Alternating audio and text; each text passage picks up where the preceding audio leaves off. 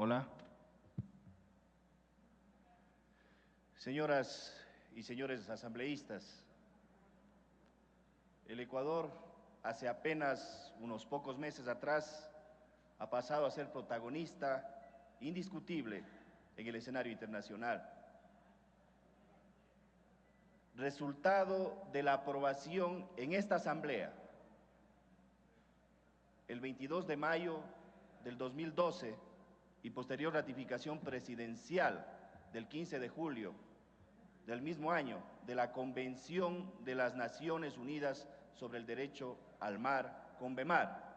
o también conocida como la Constitución de los Océanos,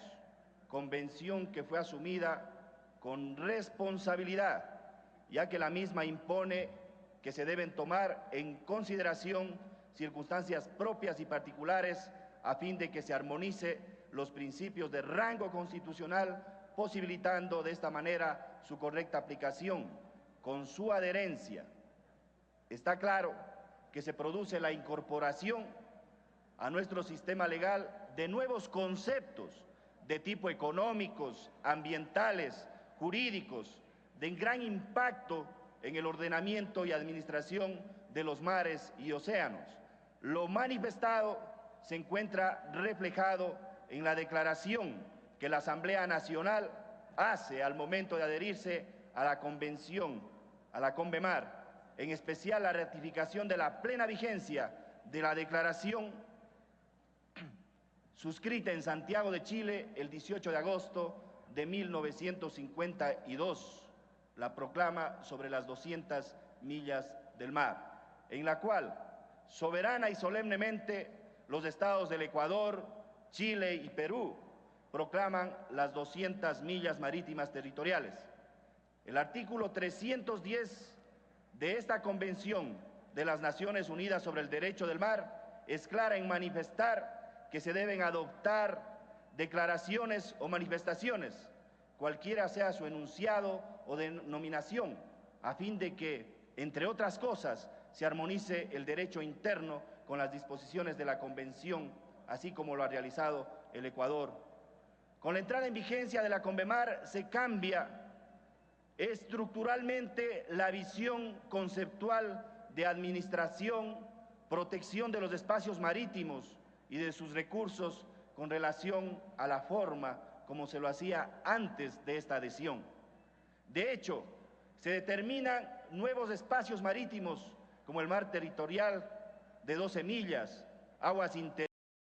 zona contigua, zona ecológica exclusiva, plataforma continental, la alta mar, la zona internacional de fondos marinos. Se agrega con la CONVEMAR regímenes especiales como las líneas de base, derecho de paso inocente, estrechos utilizados para la navegación internacional, islas artificiales, investigación científica, protección del medio ambiente, etcétera, etcétera.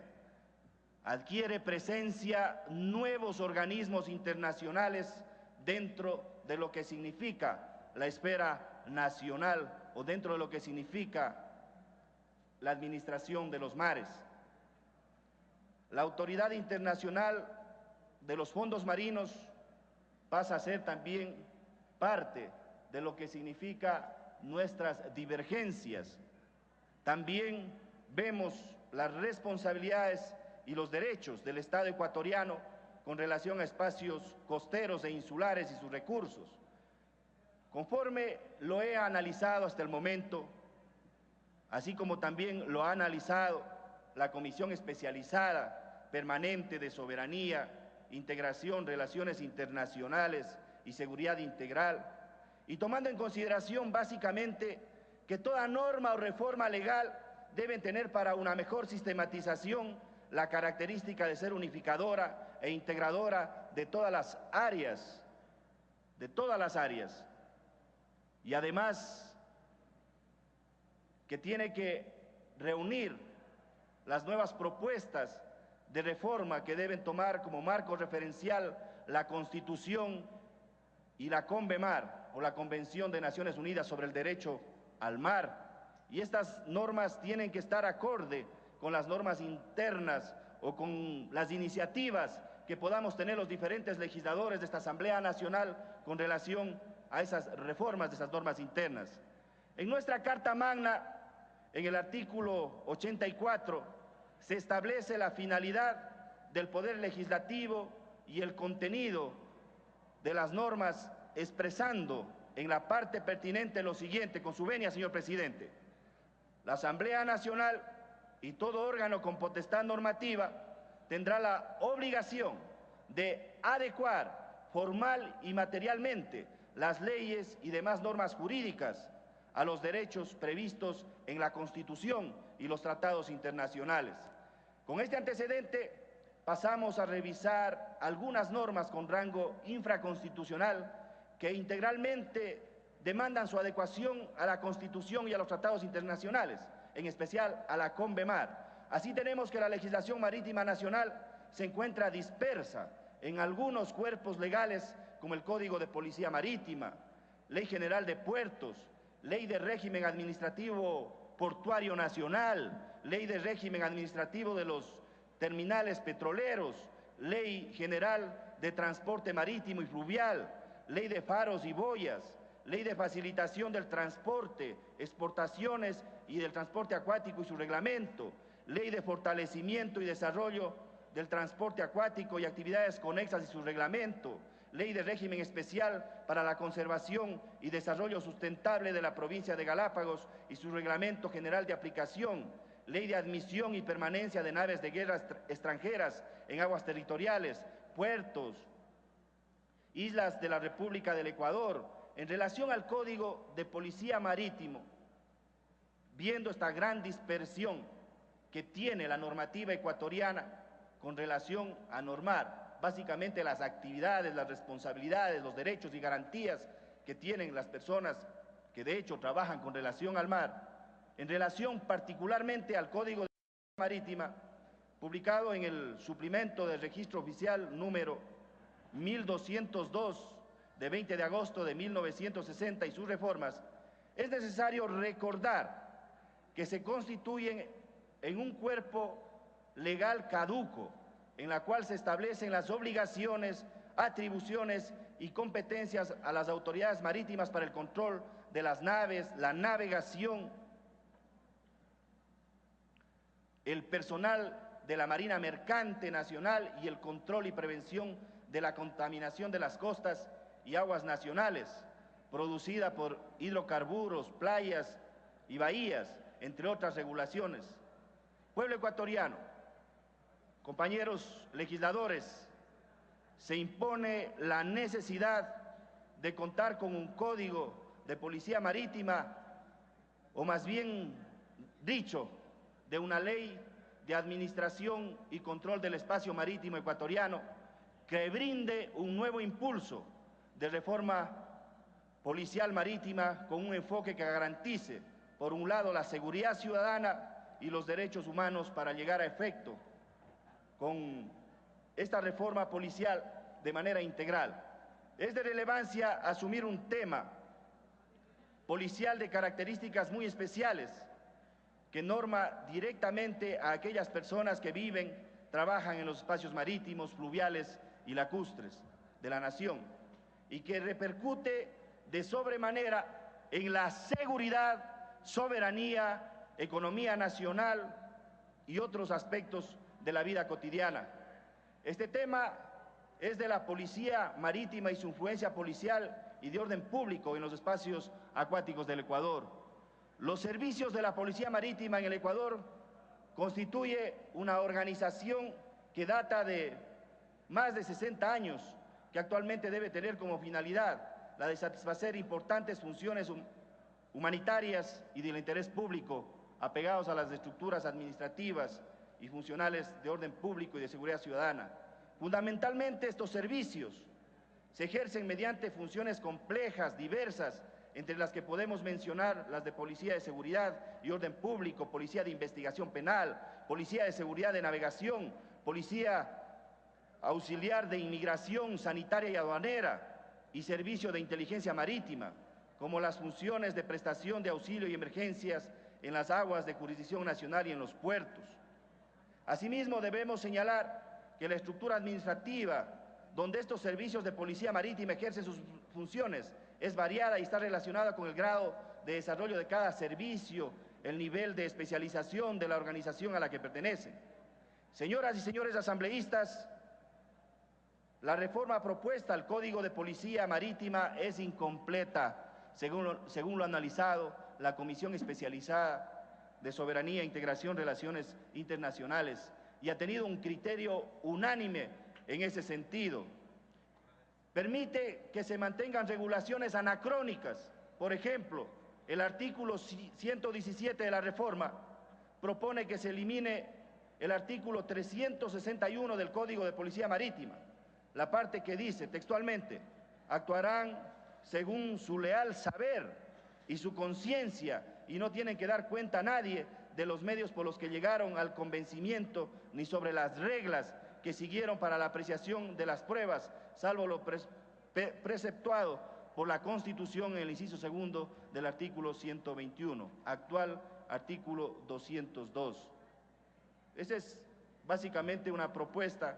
que no está íntegra, que no se compadece con la realidad y sobre todo que no tiene una valoración de la prueba como tal. Este proyecto, repito, no es íntegro, pues la parte inicial del artículo 361 del Código de Policía Marítima se mantendrá aún en esta propuesta el siguiente texto. Solo como ejemplo, los miembros del jurado de capitanes, inclusive su presidente, son jueces de hecho e irresponsables de fallo, Eso dice el texto. Habrá que preguntarse qué se logra con esta clase de propuestas, pues nada, absolutamente nada. Por ello, hemos borrado inclusive la parte final del artículo 361, por ser atentatoria a los derechos fundamentales, pero dejamos aún vigente la irresponsabilidad al momento de emitir los fallos, tal como reza el proyecto de ley, lo cual constituye una situación anómala y muchísima más afrentosa a principios constitucionales y universales, contenido en la tutela efectiva, a lo que todas las personas, sin distinción de ninguna clase, tenemos derecho a que se traduce en recibir sentencias motivadas, congruentes. Yo me pregunto, y les pregunto a ustedes, si continuamos proclamando la irresponsabilidad como una máxima, es por demás seguro que las resoluciones que emita el jurado de capitanes no será en lo absoluto ni motivadas ni congruentes, por así decirlo. No van a tener ninguna responsabilidad. Hay que tener claro que estamos en un Estado de Derecho y Justicia, palabras que significan mucho, pero que parece que aún no terminamos por comprender, dando como consecuencia reformas sin tener en consideración postulados constitucionales y los tratados internacionales legalmente aprobados. No hay que olvidar, por otra parte, compañeras y compañeros asambleístas, que el proyecto en análisis fue remitida antes de que entre en vigencia la Convención de Naciones Unidas sobre el Derecho al Mar, la CONVEMAR, con lo cual la propuesta actualmente no abarca íntegramente las nuevas instituciones, eso es una realidad, y tampoco las regulaciones legales que se deben dar. Consideramos que, al contrario de la propuesta, parches se imponen y pretende la promulgación de una ley que atienda la materia de la seguridad marítima en el país, la cual pretende regular todas aquellas funciones de seguridad marítima y ciudadana que se encuentran dispersas. Yo creo que es necesario que hagamos un gran compendio en un cuerpo, en un código que posibilite que estas regulaciones dispersas se las concentre en un mismo cuerpo normativo.